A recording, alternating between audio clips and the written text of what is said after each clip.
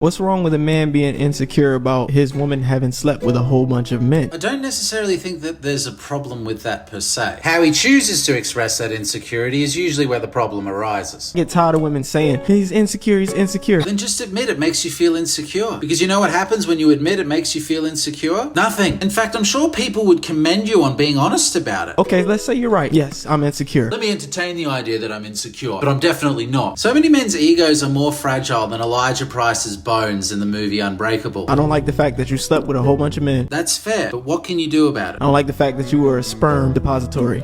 Dumpster. I don't like that. Yeah, you can resort to name calling and shaming language. I'm sure that'll help you. Now that I've admitted that I'm insecure and that it bothers me. Yes, but however, you weren't able to do so without shaming women. Just to reiterate, I'm pretending that I'm insecure, but I'm not. I don't have any insecurities. I'm a man with a microphone. Because I'm worried about your fidelity, your loyalty to me. Do these men not realize that women are capable of possessing a similar insecurity about the men they're dating as well? I'm worried about if you're gonna fall back into your ways, your habits. It's not like men have a perfect track record with fidelity and loyalty. When you were sleeping around with these men, that is gonna reveal itself in our relationship. Are we under the impression that men who have a history of promiscuity don't struggle to settle in relationships? I'm worried about if you're gonna cheat. I'm worried about all of these things. Have we realized it's not as fun when the shoe is on the other foot? I'd be concerned about the long-term benefits of dealing with promiscuous women. But what I find fascinating is someone could have a small period of promiscuity in their life, but an even longer period of celibacy, and yet that doesn't count for anything. Is the belief that most women are promiscuous. And what's your way of verifying this? Videos of street interviews of drunk women? I'd be concerned about your oxytocin receptors densified to the point where you can't effectively pair bond. Do you actually think you said something because you used some fancy words? If I'm to entertain that all of that hogwash he just spouted is fact, I'm very skeptical that it is. Wouldn't the same apply to men? For sexual discipline. Because if the number of women that a man took to bed had no effect on his ability to pair bond, why do so many men cheat on their partners? You didn't receive orgasms from the guys that you dealt with, which means you constantly chase validation. What in the hell are you on about? Because you want an orgasm. You know women have toys that guarantee them orgasms every time, right? So you constantly have sex with more guys trying to chase an orgasm. That was quite a word salad you came up with to subtly hint that you may be inadequate in satisfying women in the bedroom. If you took on the responsibility and put in the effort to care about your partner's satisfaction in the bedroom, why would she go out and chase validation and cheat on you with other men that don't satisfy her in the bedroom? All of those things are correlated to women having higher body counts. Yeah, women are chasing validation from men that don't satisfy them sexually in the bedroom. Make this make sense. Scientifically rooted perspective, How to Trust Me Bro University. we are repulsed by women with higher body counts. And who's we? The high-value alpha men that all the women want? Shouldn't these women be throwing themselves at you, desperate to cater to your needs? I thought you're the prize that all the women are desperate to claim and hold on to. Because of a phenomenon known as paternity uncertainty, which means a promiscuous woman is more likely to cuck you, to have a baby by another man, and you don't know about it. A 2005 scientific review of paternal discrepancy found a range in instances around the world from 0.8 to 30%. However, as many of the studies were conducted between the 1950s and the 1980s, numbers may be unreliable due to the inaccuracies of genetic testing methods and procedures used at the time. These numbers suggest that the widely quoted and unsubstantiated figure of 10% of non-paternal events is an overestimate. However, in studies that solely looked at couples who attained paternity testing because paternity was being disputed, there are higher levels, an incidence of 17 to 33%. Most at risk were those born to younger parents, to unmarried couples, and those of lower socioeconomic statuses from certain cultural groups. I'm not saying it doesn't happen. I'd argue it doesn't happen to the extent that men with microphones make it out that it happens. I'd also argue it's not something that all women are actively and deliberately pursuing to do to men, that women have a vendetta to trap men into relationships and make them raise children that aren't theirs. Doesn't that sound like an optimal environment to raise a child in? How often has a woman been in a relationship with a man who had an affair with another woman and he got that woman pregnant? I'm just highlighting that all of these concerns that this man with a microphone spouted aren't solely regulated to men. It's a human thing. And all of this stems down to an inability to trust your partner or a lack of trust for your partner. But at the core of a lot of this is just that a lot of men don't like that women have agency to explore their sexuality freely. And a lot of the time they have easy access to be able to pursue that more than heterosexual men can, which really bothers a lot of men. So do you like promiscuous women, you beta simp? simp cuck. I'm totally indifferent to it because I know there's nothing I can do about it. My counteract to this was to aspire and learn to be an adequate, satisfying partner in the bedroom. Because from what I hear from women, a man who knows what he's doing in the bedroom is a scarce resource. Not to mention, I've also been promiscuous. I have the capacity to consider the possibility that perhaps the women that I engage with aren't that thrilled that I've been with other women. Evidently, if people only engaged in bedroom fun within the confines of their romantic monogamous relationship, I think it would be very different out there. But guess who are the ones who decided to step outside of their romantic relationships? It was men. And now men are upset that women have followed suit and think shaming women into not exploring their sexuality has any power or merit. Because I've got to say, a lot of the videos I've seen of women mocking and shaming men for being broke, not making enough money, wanting to go 50-50, not making six figures, hasn't led to an overflowing influx of male millionaires. I don't want to be with a woman who's been with a lot of men. Then don't. Well, how do I know? Exactly. Women should be shamed into not desiring, pursuing, having, or enjoying sex. Unless it's with me.